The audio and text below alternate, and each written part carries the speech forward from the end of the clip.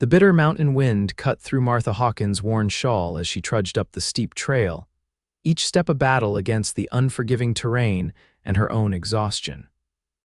6 months a widow, with nothing but a handful of coins and a desperate hope to her name, she had heard whispers in the dusty Colorado town below that miners in these hills sometimes hired cooks.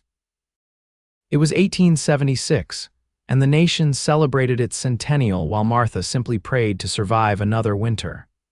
Just a bit farther, she whispered to herself, though her legs trembled beneath her threadbare skirt. The September air carried a warning of the harsh winter to come, and Martha knew finding work wasn't merely about earning wages, it was about finding shelter before the mountains became impassable. The path narrowed as it curved around a stand of pines, and Martha paused, catching her breath. The vista below might have been beautiful if desperation hadn't clouded her vision. The town of Silver Creek was now just a collection of tiny buildings, smoke from chimneys rising in thin ribbons against the vast backdrop of the Rockies. She continued forward, her small bundle of possessions growing heavier with each step. Just as the sun began its descent behind the jagged peaks, Martha spotted a cabin ahead, nestled against the mountainside. Smoke curled from its chimney, and a small corral held 2 horses that lifted their heads at her approach. Martha hesitated. She had intended to reach the mining camp another 2 miles up, but her strength was failing. Perhaps whoever lived here might offer directions, or if Providence smiled upon her, a brief rest by a fire before she continued her journey. Gathering her courage, she approached the sturdy cabin and knocked on the rough-hewn door. For several moments, there was silence. Martha was about to knock again when the door swung open, revealing a tall man with sun-weathered skin and wary blue eyes partially hidden beneath the brim of a worn hat. "Can I help you, madam?" His voice was deep but not unkind, though his stance suggested caution. "I apologize for the intrusion," Martha said, fighting to keep her voice steady. "I'm headed to the mining camp to seek work as a cook, but I fear I've misjudged the distance. Might I trouble you for directions, or perhaps a brief rest before I continue on?" The man studied her, taking in her pallor the dark circles beneath her eyes and the trembling he could likely see despite her efforts to stand tall. "Mining camps shut down," he said after a moment. "Played out last month. Everybody's gone." Martha felt the world tilt beneath her feet. Her last hope extinguished with a few simple words. She swayed slightly and the man reached out, his hand steadying her elbow. "You'd better come inside," he said, stepping back from the doorway. "Storm's brewing anyway. Nobody should be on these trails after dark." Martha hesitated only briefly before the promise of warmth drew her forward. "Thank you, sir. I'm Martha Hawkins." "Adam Reid," he replied, closing the door behind her. "Make yourself comfortable by the fire. I'll pour you some coffee." The cabin's interior was simple but tidy. A stone fireplace dominated one wall, its flames casting dancing shadows across the plank floor. A table with 2 chairs stood nearby, and against the far wall was a bed covered with a handmade quilt. Shelves held provisions, and several books were stacked beside the fireplace. Martha sank gratefully onto a chair near the fire, her bundle at her feet. The warmth began to seep into her chilled bones as Adam moved to the cookstove where a coffee pot simmered. "You've come a long way to find work that isn't there," he observed, pouring coffee into a tin cup. Martha accepted the cup with trembling hands. "My husband died 6 months ago, influenza. The bank took our farm near Denver. I heard rumors of good pay for cooks in the mining camps." She paused, taking a sip of the strong, hot liquid.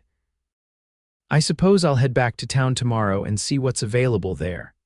Adam leaned against the table, arms crossed. Not much in Silver Creek for a woman alone, most establishments that hire women. He trailed off, clearly uncomfortable. "I understand," Martha said quietly. She was well aware of the limited options for widows with no family. Perhaps there's a family in need of a housekeeper. Adam was silent for a moment, studying her with those intense blue eyes. Then he gestured to the pot hanging over the fire. "I was just making stew." "Nothing fancy, but there's plenty. You're welcome to share it and stay the night. Floor's hard, but I've got extra blankets. Storm will pass by morning and I can point you toward a safer trail down. Martha's pride warred with her desperation. I wouldn't want to impose, it's no imposition, Adam interrupted. Just decent behavior. These mountains don't forgive those who don't respect them, and night's falling fast. Martha nodded, relief flooding through her. Thank you, Mr. Reid. I'd be grateful for the shelter. Adam, he corrected, moving to stir the stew. Mr. Reid was my father. As they shared the simple meal of venison stew and hardtack, Martha learned that Adam had been in these mountains for 5 years. He'd come west after the war between the states, seeking solitude and a fresh start. He wasn't a miner but a trapper and occasional guide who knew the mountains better than most. What brought you to Colorado? He asked as they finished their meal. Martha stared into her empty bowl. My husband Thomas had dreams of owning land. We came from Pennsylvania 3 years ago. The farm was just beginning to prosper when he fell ill. She swallowed hard. It happened so quickly. By the time I paid for the doctor and the funeral, there was nothing left to keep the bank at bay. Adam nodded, understanding in his eyes. Loss wasn't uncommon in this harsh country, but that didn't make it easier to bear. You have family back east? He asked. Martha shook her head. My parents passed years ago. I have a cousin in Boston, but we've not been in touch for a long time. As promised, Adam provided blankets for her to make a bed near the fire. As Martha settled in for the night, she stared at the dancing flames, uncertainty gnawing at her. Without the mining camp, her plans had crumbled. Tomorrow she would have to start again, with even fewer resources than before. The night passed fitfully, and Martha woke to the sound of movement in the cabin. Adam was already up, preparing a simple breakfast of flapjacks and coffee. Storms passed, he said by way of greeting, but there's fresh snow on the upper trail. Martha folded the blankets she'd used, acutely aware that she needed to impose on his hospitality no longer. I'm grateful for your kindness, Adam. I'll head back to town after breakfast. Adam set a plate before her, his expression thoughtful. I've been thinking, he said slowly. I'm heading into the high country for the winter trapping season. Cabin'll be empty for weeks at a time. He paused, seeming to choose his words carefully. You could stay here if you wanted. Use it as a base while you figure out your next steps. Martha stared at him, astonished. Stay in your cabin, alone. It's solid shelter, Adam continued. There's provisions in the cellar and plenty of firewood stacked out back. In exchange, you could keep the place tended, maybe mend some things that need mending. Why would you offer such a thing to a stranger? Martha asked, suspicion mingling with desperate hope. Adam's gaze was steady. Because I know what it's like to have nowhere to go, and because a cabin sits better with someone in it than empty. Martha considered his offer, weighing the impropriety against her dire circumstances. People would talk. People always talk, Adam replied with a slight shrug. But up here, there's not many to do the talking. I'll be gone most of the time anyway. When I return, I can sleep in the lean-to with my gear. The prospect of shelter for the winter was too precious to dismiss. I accept your offer, Martha said finally. And I'll work to earn my keep. I'm a good cook and I can sew and clean. Adam nodded, seeming satisfied. I'll leave tomorrow at first light. Today, I'll show you where everything is and make sure you know how to keep the stove going. Winters up here are unforgiving. The day passed in a flurry of practical instruction. Adam showed Martha the root cellar dug beneath the cabin's floor, stocked with potatoes, carrots, apples, and preserved goods. He demonstrated how to maintain the stove and fireplace for maximum heat, where to find the emergency supplies, and how to secure the cabin against mountain storms. The stream behind the cabin doesn't freeze completely, he explained as they walked the property. But if it gets too difficult to reach, there's always snow to melt. Martha absorbed everything, determined to prove herself capable. As they worked, she noticed details about Adam she'd missed in her exhaustion the previous night, the way his dark hair curled at his nape, the careful precision of his hands, the quiet consideration in his manner. He wasn't a man of many words, but those he spoke were thoughtful. That evening, after another simple but hearty meal, Adam brought out a worn map and spread it on the table. I'll be working these areas, he said, tracing lines with his finger. If there's an emergency, there's a mining supply post here about 5 miles southwest. Man named Jenkins runs it year-round. Martha studied the map, memorizing the landmarks. How long will you be gone? Depends on the weather and the trapping. A week, maybe 2 at a time. I'll return to check the cabin and drop off pelts before heading out again. The next morning dawned clear and cold. Adam packed his gear efficiently: traps, provisions, ammunition for his rifle, and extra clothing. Martha prepared a hearty breakfast and wrapped food for him to take. "There's more coffee in the blue canister," Adam said as he shouldered his pack. "And don't forget to check the chimney after heavy snow." Martha nodded, standing in the doorway as he prepared to leave. "Thank you, Adam. I don't know how I'll ever repay your kindness." A ghost of a smile touched his lips. "Take care of yourself, Martha. I'll be back before you know it." With that, he set off into the forest, his tall figure soon disappearing among the trees. Martha stood watching until long after he'd gone, feeling strangely bereft despite having known him for only 2 days. Turning back to the cabin, her temporary home, she took a deep breath and began to work. The days passed in a rhythm of necessary tasks. Martha kept the fire stoked, prepared simple meals, and explored the cabin more thoroughly. She found mending that needed doing: shirts with torn seams, socks with holes, a quilt that required patches. Each evening she worked by lamplight, finding comfort in the familiar motions of needle and thread. On the 3rd day, she scrubbed the cabin from top to bottom, discovering that, beneath a layer of bachelor neglect, Adam had created a surprisingly comfortable home. The furniture was handmade but solid, the windows fitted properly to keep out drafts, the roof sound and dry. As she cleaned, Martha found herself wondering about the man who had so casually offered shelter to a desperate stranger. There were few personal items in the cabin: a carved wooden box containing letters tied with string, a battered volume of Thoreau's Walden, a small sketch of a farmhouse tucked into the pages of a Bible. She respected his privacy, touching nothing that seemed personal, but curiosity about Adam Reid grew with each passing day. On the 5th day, a snowstorm descended upon the mountain. Martha huddled by the fire, listening to the wind howl around the eaves, grateful for the solid walls and roof overhead. She thought of Adam out in the weather and found herself praying for his safety. The storm lasted 2 days, leaving behind a transformed landscape of pristine white. When the sun finally emerged, Martha ventured outside, marveling at the beauty surrounding her. The mountains rose majestic against the brilliant blue sky, evergreens bent under their burden of snow, and icicles hung from the cabin's eaves like crystal decorations. It was while chopping more kindling for the fire that Martha heard the approach of footsteps crunching through snow. Her heart leaped, both in alarm and anticipation, before she recognized Adam's tall figure emerging from the trees. "You're back," she called, unable to hide her relief. Adam nodded, stomping snow from his boots. "Storm drove me south for shelter. Figured I'd check on you before heading out again." His gaze swept over her, seeming to assess her condition. "You're managing all right?" "Yes," Martha assured him, gathering the kindling.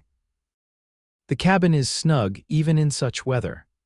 Adam followed her inside, bringing the scent of pine and cold air with him. He unslung a brace of rabbits from his shoulder.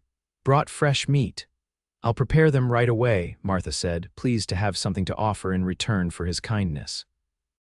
"You must be hungry and cold." As Adam warmed himself by the fire, Martha set about skinning and cleaning the rabbits with practiced hands. Soon a savory stew simmered on the stove, filling the cabin with enticing aromas. "You've been busy," Adam observed, looking around the now spotless cabin. Martha flushed slightly. "I hope you don't mind. I needed to keep occupied." "Don't mind at all," he replied. "Place hasn't looked this good since it was built." They ate dinner at the table, the silence between them comfortable rather than awkward. Afterward, Martha brought out the mending she'd completed. "I hope I wasn't presumptuous," she said, showing him the repaired clothing. "I found these in need of attention." Adam examined her neat stitches with evident appreciation. "That's fine work, thank you." "It's the least I could do," Martha replied. "After all, you've provided me shelter when I had nowhere else to go." Adam's blue eyes met hers. Sometimes people just need a chance, Martha. Lord knows I did once upon a time. The simple statement carried weight, hinting at a history Martha suddenly wished to know more about. But Adam wasn't one to volunteer personal information, and she respected his reserve. He stayed the night, insisting on sleeping in the lean-to despite Martha's protests that she could make a bed by the fire. In the morning, he departed again, promising to return in about a week if the weather held. "There's a rifle in the corner cabinet," he told her before leaving. "It's loaded." "Do you know how to use it?" Martha nodded. "My father taught me, and Thomas insisted I keep in practice, though I've never shot anything bigger than a rabbit." "Hopefully you won't need to," Adam said. But bears sometimes get desperate before hibernation, and there have been reports of a mountain lion in the area. With that sobering reminder of the wilderness surrounding her, Martha watched him disappear into the trees once more. The days fell into a pattern. Martha tended the cabin, prepared food, chopped kindling, and carried water from the stream. In quiet moments, she read Adam's few books or worked on a new quilt fashioned from scraps she'd found and fabric from her own worn clothing. When Adam returned, he always brought something with him: fresh meat, pine nuts gathered from the forest floor, once even a precious orange he'd traded for at the supply post. Martha welcomed these small gifts and repaid them with hot meals, mended clothing, and the comfort of human companionship. They began to share more during his brief stays at the cabin. Martha told him about her childhood in Pennsylvania, her marriage to Thomas, their dreams of building a prosperous farm in the West. Adam spoke less of his past, but Martha gathered he'd fought for the Union, had lost family in the war, and had come west seeking escape from memories.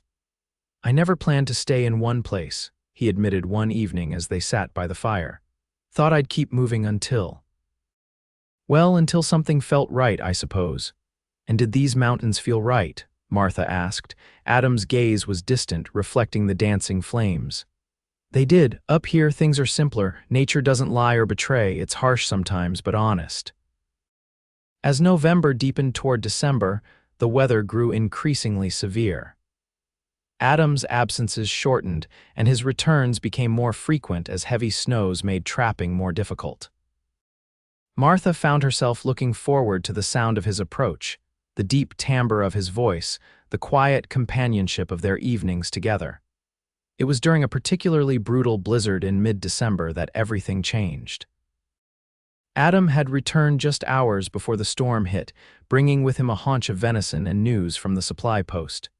"Jenkins says this winter's shaping up to be the worst in a decade," he reported as they secured the cabin against the approaching storm. "Higher passes are already impassable." They worked together to bring in extra firewood, check the roof, and ensure the lean-to was properly reinforced. By nightfall, the wind howled around the cabin, driving snow into drifts that quickly rose up the walls. Inside, the fire roared in the hearth while Martha prepared a venison stew. Adam sat at the table, repairing a damaged trap. The domesticity of the scene struck Martha suddenly how natural it felt to share this space, these tasks with him. "I finished something today," she said, wiping her hands on her apron. Going to her sleeping area, she retrieved the quilt she'd been working on secretly. "For you," she explained, holding it out, "to thank you for your kindness." Adam set aside his work and took the quilt, his calloused fingers running over the intricate pattern of stars Martha had pieced together from blues and grays. This must have taken weeks," he said, genuine surprise in his voice. Martha smiled, pleased by his reaction. "I had time." "And it gets cold in that lean-to." "It's been a long while since anyone made something for me," Adam said quietly, still studying the quilt. When he looked up, his expression held something Martha hadn't seen before, a vulnerability that caught at her heart. "Thank you, Martha." The storm raged through the night and into the next day. Wind screamed down the chimney, occasional gusts strong enough to rattle the sturdy door. By mutual agreement, Adam slept inside the cabin rather than in the lean-to, making a pallet for himself near the fire while Martha took the bed. Trapped together by the blizzard, they found new topics of conversation. Adam spoke more openly about his experiences during the war, the friends he'd lost, the the disillusionment that had driven him west. Martha shared her fears for the future, her grief for Thomas, her determination to build a new life somehow. "Do you ever think of remarrying?" Adam asked on the third evening of their confinement, the question emerging so unexpectedly that Martha nearly dropped the cup she was drying. "It's not something I've considered practical," she answered carefully. "A widow with no property or fortune isn't exactly sought after." Adam's gaze was steady. "A woman with your strength and character should be." The simple statement warmed Martha more deeply than the fire before them. "What about you? Have you never thought of taking a wife?" A shadow passed across Adam's features. "Once. There was a girl back in Ohio before the war, Catherine. We had plans." He stared into the flames. "She married my cousin while I was fighting. Said she couldn't wait any longer with the war dragging on and no end in sight." "I'm sorry," Martha said softly. Adam shrugged. "It was a long time ago, and maybe she was right. I came back changed, not the same boy who left." The honesty between them felt precious and fragile. Martha found herself studying Adam's profile in the firelight, the strong line of his jaw, now clean-shaven at her insistence that he let her trim his beard properly, the small scar near his temple, the depth in his blue eyes that spoke of experiences both harsh and tender. When had admiration and gratitude begun to transform into something warmer, something that made her pulse quicken when their hands accidentally touched while passing a plate or mug? The storm finally broke on the fourth day, leaving behind a world transformed. Snow lay deep across the landscape, trees bowed beneath its weight, the sky a dazzling blue that hurt the eyes to look at directly. "It'll be slow going for a while," Adam observed as they stood in the doorway, surveying the changed landscape. "Traps will likely be buried. Will you go out today?" Martha asked, trying to keep disappointment from her voice. Adam glanced at her, something unreadable in his expression. "No, best to dig out the cabin first, check the lean-to for damage, maybe tomorrow." They worked together, clearing paths to the necessary outbuildings, their breath forming clouds in the frigid air. Martha found herself laughing as Adam showed her how to walk on the crusted snow without breaking through, his strong hand steadying her when she stumbled. That evening, as they sat beside the fire after dinner, Adam cleared his throat. "I've been thinking, Martha." She looked up from her mending, something in his tone capturing her full attention. "Yes, winter's set in proper now. Trails down to town will be treacherous for months." He paused, seeming to gather his thoughts. "What I mean to say is, you're welcome to stay here through spring if you want." Martha's hands stilled. "That's very generous, but I can't impose on your hospitality indefinitely." "It's not an imposition," Adam said quickly, "having you here. It's been good. The cabin feels more like a home with you in it." The admission hung in the air between them, laden with unspoken meaning.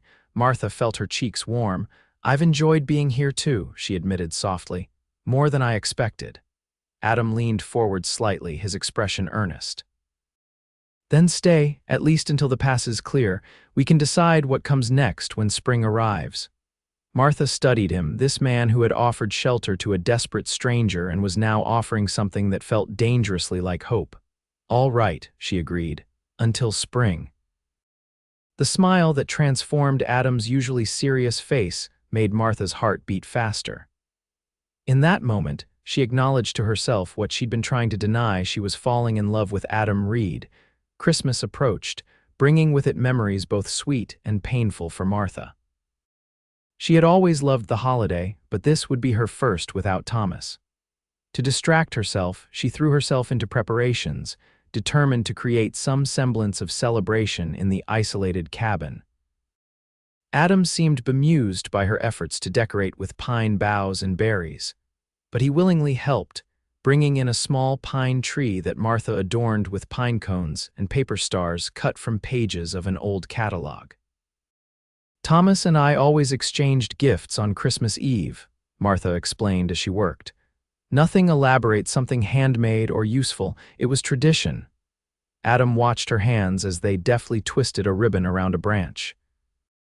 "My mother insisted on reading the Christmas story every year, no matter how old we got. My brothers would grumble, but I think we all secretly liked it." You have brothers? Martha asked, realizing how little she still knew about his family. A shadow crossed Adam's face. Had two, both younger. James died at Antietam. Michael made it through the war but took fever the following winter. Martha's heart ached for him. I'm so sorry, Adam, he shrugged, the gesture not dismissive but rather an acknowledgement of old pain. It was a long time ago, but Christmas always brings them to mind. On Christmas Eve, Martha prepared a special dinner from their store's venison roasted with dried herbs, potatoes, preserved peaches, and a small cake made with precious sugar Adam had brought from the supply post. To her surprise, Adam presented her with a gift, a delicately carved wooden box. For your sewing things, he explained as Martha ran her fingers over the intricate pattern of flowers decorating the lid. It's beautiful, she breathed. When did you make this? Been working on it during the stormy days, he admitted. In the lean-to when you thought I was checking traps. Martha was touched by both the gift and the effort behind it. I have something for you too, she said, retrieving a package wrapped in cloth.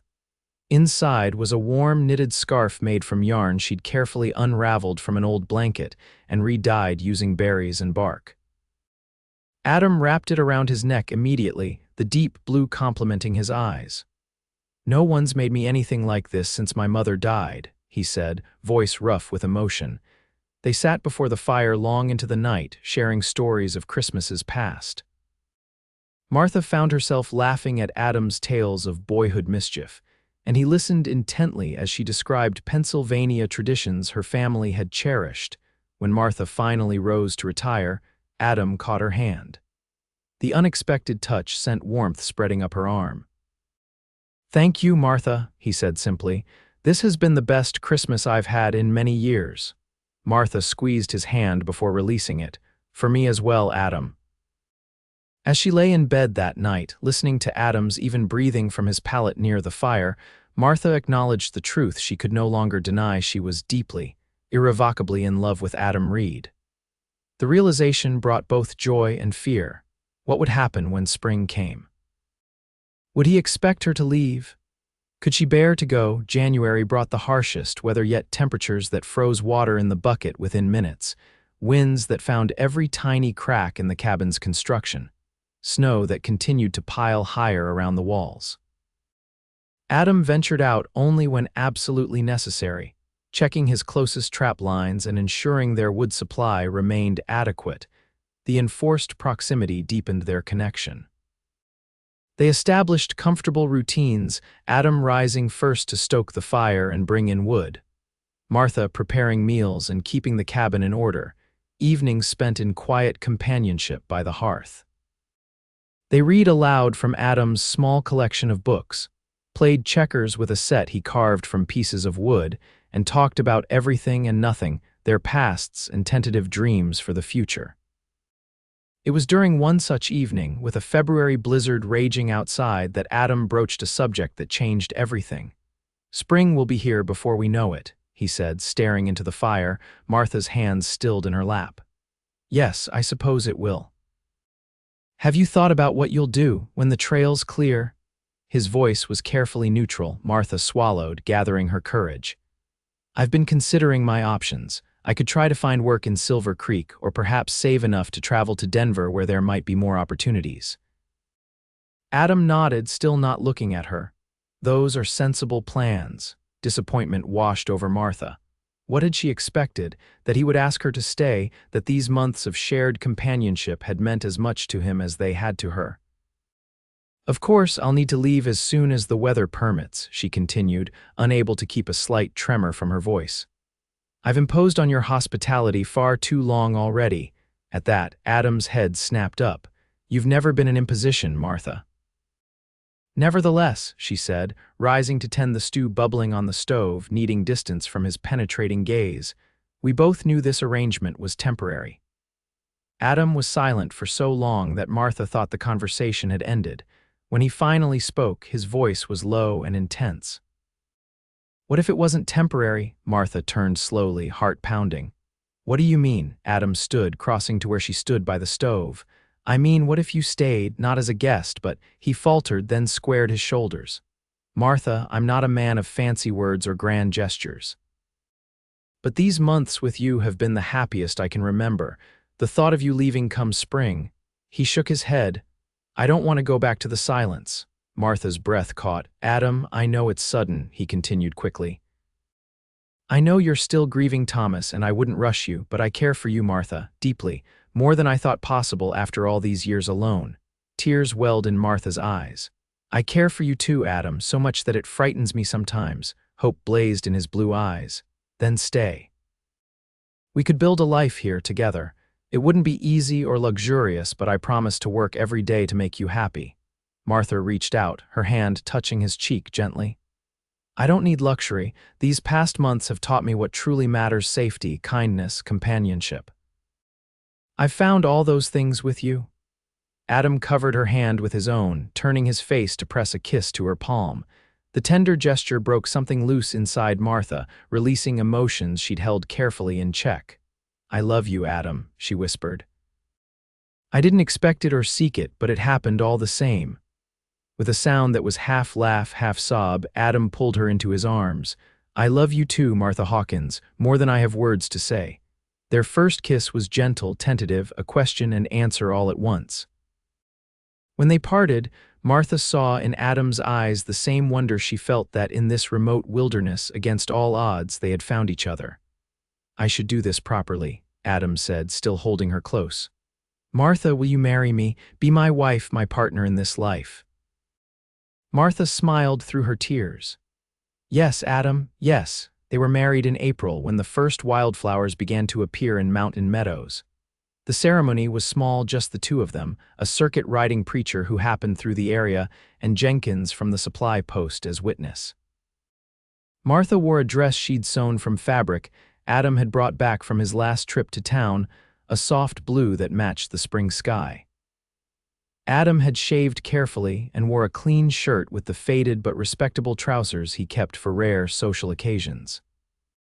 Their vows were simple, heartfelt promises exchanged before God and the few humans present. When the preacher pronounced them husband and wife, Adam kissed Martha with a tenderness that made Jenkins clear his throat awkwardly and the preacher smile indulgently. That night, in the cabin that had become their home, Adam and Martha began their life together as husband and wife. Their union was a revelation, years of loneliness dissolving in the wonder of being truly known and loved. I never thought I'd find this again, Martha whispered in the darkness, her head pillowed on Adam's chest. After Thomas died, I thought that part of my life was over. Adam's arms tightened around her. I never thought I'd find it at all, was beginning to believe I wasn't meant for it. We were both wrong, Martha said, pressing a kiss to his skin. And I've never been happier to be mistaken. Spring bloomed into summer, and the mountain came alive with color and sound. Adam continued his trapping but stayed closer to home, unwilling to be parted from Martha for long periods. Together, they expanded the garden beside the cabin, added chickens for fresh eggs, and made plans to acquire a milk cow before winter. Martha's cooking became legendary in the area. Miners and trappers occasionally went miles out of their way to trade goods for one of her meals. Word spread, and by late summer, travelers sometimes stopped specifically to purchase her bread or preserves. You've created quite a business, Adam observed one evening as Martha counted the small pile of coins and goods she'd received that day in exchange for food. It wasn't intentional, she replied with a smile, but it's nice to contribute to our household. Adam drew her into his arms, still marveling that he could do so freely. You contribute in countless ways, Martha Reid. The name still gave Martha a thrill of happiness. I've been thinking, she said, leaning into his embrace. With the extra income from my cooking, we might be able to expand the cabin next spring, add another room. Adam raised an eyebrow. Getting tired of such close quarters with your husband, Martha laughed, shaking her head. Quite the opposite, but we might need the space. She took his hand and placed it gently on her still flat stomach. Come February, Adam went completely still, his eyes widening as understanding dawned. Martha, are you saying? We're going to have a baby, she confirmed, joy bubbling up at the expression of wonder spreading across his face. With a whoop that startled the chickens outside, Adam lifted Martha and spun her around. "A baby, our baby," Martha laughed, clinging to his shoulders. "Yes, our baby." "So you approve?" Adam set her gently on her feet, cradling her face in his hands. "Approve? Martha, you've already given me more happiness than I ever thought possible. This." He shook his head, words failing him. "I know," Martha whispered, understanding perfectly. "I feel the same way." Their son was born on a clear February morning, arriving with a lusty cry that echoed through the expanded cabin. They named him James Thomas Reid, honoring both Adam's brother and Martha's first husband. "He has your eyes," Adam said in wonder, cradling the tiny bundle while Martha rested. "And your chin," Martha observed. "Heaven help us if he has your stubbornness as well." Adam laughed, the sound free and joyous in a way it hadn't been when Martha first met him. "Our son can be as stubborn as he likes, as long as he's healthy and happy." As spring returned to the mountain, bringing with it the first anniversary of their marriage, Adam and Martha stood together outside their cabin, watching the sunset paint the peaks in gold and crimson. Little James slept peacefully in Martha's arms, his tiny hand curled around one of Adam's fingers. "A year ago, I couldn't have imagined this," Martha said softly. "I was lost, hopeless." Adam's arm tightened around her shoulders, and I was a solitary trapper, convinced I was better off alone. He pressed a kiss to her temple. "How wrong we both were." Martha smiled up at him, her heart full to bursting with love for this man who had offered shelter to a desperate widow and found himself a family in return. "Not wrong," she corrected gently, "just not there yet. We had to find each other first." The years passed, marking their lives with moments both ordinary and extraordinary. 2 more children joined their family, a daughter, Sarah, with Martha's gentle spirit and Adam's blue eyes, and another son, Michael, who arrived with a shock of dark hair and a determined temperament. The cabin expanded again and again, growing from a solitary trapper's shelter to a proper family home. A stable replaced the lean-to, housing not only Adam's horses but a milk cow, a plow horse, and eventually ponies for the children. Martha's cooking business flourished, evolving from occasional trade with passing travelers to a small but profitable enterprise. Word spread throughout the region about the exceptional meals and baked goods available at the Reid homestead, and Martha began shipping preserves and Christmas cakes as far as Denver. Adam continued trapping, but supplemented their income by working as a guide for hunting parties and surveyors. His knowledge of the mountains made him invaluable, and he was able to command good fees while still spending most nights at home with his family. They faced challenges, harsh winters that tested their preparations, a year of drought that threatened their garden, childhood illnesses that kept Martha awake for days at a time. But they faced each difficulty together, drawing strength from their partnership and the love that had grown deeper with each passing season. On the evening of their 15th wedding anniversary, after the children had been tucked into bed with stories and kisses, Adam led Martha outside. The spring air was cool but not uncomfortable, and the stars spread like diamonds across the vast mountain sky. "I have something to show you," he said, guiding her toward a small rise behind their home. When they crested the hill, Martha gasped. Below them, illuminated by moonlight, lay a meadow carpeted with early wildflowers. In the center stood a small table with 2 chairs, lanterns casting a warm glow over a bottle of wine and 2 glasses. "Adam," Martha breathed, "when did you do this?" "Been planning it for weeks," he admitted with a smile. "James helped me carry everything up earlier today while you were busy with that big order for the hotel." Martha turned to her husband, this man who continued to surprise her after 15 years together. His hair was touched with silver now, lines fanned from the corners of his eyes, but to Martha, he was more handsome than ever because she could read their shared history in every feature. "It's perfect," she said, reaching up to touch his face. "You're perfect." Adam caught her hand, pressing a kiss to her palm, the same gesture that had melted her heart all those years ago. "Not perfect, just perfectly yours." They sat together under the stars, sharing wine and memories. They spoke of their children's accomplishments, the changes they'd seen in the growing community below, the plans they still had for their future together. "Do you ever regret it?" Adam asked suddenly. "Coming up that mountain path, staying?" Martha considered the question seriously, though she already knew her answer. "Not for a single moment. Finding us was worth every hardship that led me here." She paused, studying his beloved face in the lantern light. "What about you? Do you ever miss your solitude?" Adam shook his head, reaching across the table to take her hand. "I thought I needed solitude. What I really needed was peace. And I never found that until you walked up to my door," Martha Reid. As they walked back to their home hand in hand, Martha reflected on the journey that had brought them to this point. From desperate widow to beloved wife and mother, from solitary trapper to family man, they had transformed each other's lives in ways neither could have imagined that fateful September day. Their story wasn't one of perfect people or fairy tale romance. It was built on necessity, kindness, and eventually a love that had weathered hardship and celebrated joy, that had deepened with each passing year until it was as much a part of them as the air they breathed.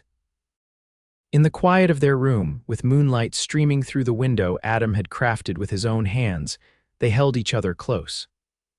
Outside, the mountain stood sentinel over their lives, the same mountain that had once seemed like Martha's last desperate hope and was now simply home. "I love you, Adam Reid," Martha whispered into the darkness. "Today, tomorrow, always." Adam's arms tightened around her, his heartbeat strong and steady beneath her cheek. "And I love you, Martha Reid, every day more than the day before." In that moment, wrapped in each other's arms, they were exactly where they were meant to be, two souls who had found their way through loss and loneliness to create something beautiful and enduring together. What had begun as temporary shelter had become a lifetime of love, proving that sometimes the most hopeless journeys lead to the most unexpected destinations.